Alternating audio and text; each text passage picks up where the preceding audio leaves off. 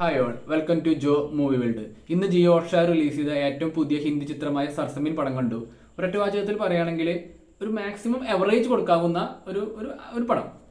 പൃഥ്വിരാജ്, കാജള്, നവാഗതനായിട്ടുള്ള ഇബ്രാഹിം അലി, മറ്റേ സെയ്ഫ് അലി ഖാൻ മോൻ, ഒപ്പം തന്നെ ബോംബർ ഇറാനിയുടെ സണ്ണായിട്ടുള്ള കയോസ് ഇറാനിയുടെ ഡയറക്ട് ചെയ്തത് കരൺ ജോഹറാണ് പ്രൊഡ്യൂസർ.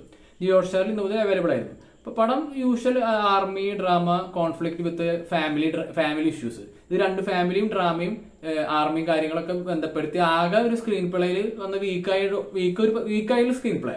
പക്ഷേ പൃഥ്വിരാജിന്റെ പെർഫോമൻസ് കുഴപ്പമില്ല, മുപ്പര് ഒരു വിധം കൺട്രോൾ ചെയ്തിട്ടുണ്ട്. കാജലും ഒക്കെയാണ്. പക്ഷേ ഈ നവാഗതനായിട്ടുള്ള ഇബ്രാഹിം അത്ര ഇമ്പ്രസ് ആയിട്ട് തോന്നിയില്ല. ഇതിന്റെ മെയിൻ ഒരു പോരായ്മ എന്ന് പറയുന്നത് വളരെ പ്രെഡിക്റ്റബിൾ ആയിട്ടുള്ള കഥയുടെ പോക്കും കാര്യങ്ങളാണ്. മേക്കിംഗ് ഒക്കെ കൊള്ളാം, ചില ആക്ഷൻസ് ഒക്കെ കൊള്ളാം, പക്ഷെ നമുക്ക് പ്രിഡിക്റ്റ് ചെയ്യാൻ പറ്റും. ഇതിൽ അവർ അൺപ്രിഡിക്റ്റബിലിറ്റി എന്ന് പറഞ്ഞ് കൊണ്ടുവരുന്ന ചില ക്ലൈമാക്സ്, ചില സിറ്റുവേഷൻസ് ഒക്കെ അവർ എക്സ്പ്ലെയിൻ ചെയ്യുന്നില്ല. അതാണ് അതിലൊരു പോരായ്മ തോന്നിയത്. മൊത്തത്തിൽ ഒരു എന്താ പറയാ, ജസ്റ്റ് ഒന്ന് കാണാം, ചുമ്മാ കാണാം, ജിയോ ഹോട്ട്സ്റ്റാറിൽ ഇരുന്ന് വെറുതെ കാണാമെന്ന് മാത്രം, ഒരു ആവറേജ് പ്രൊഡക്റ്റ്. അതാണ് എനിക്ക് തോന്നിയത്. നിങ്ങളിത് കണ്ടു നോക്കുക. നിങ്ങളുടെ അഭിപ്രായം എൻ്റെ കമന്റ് സെക്ഷനിൽ പങ്കുവയ്ക്കുക.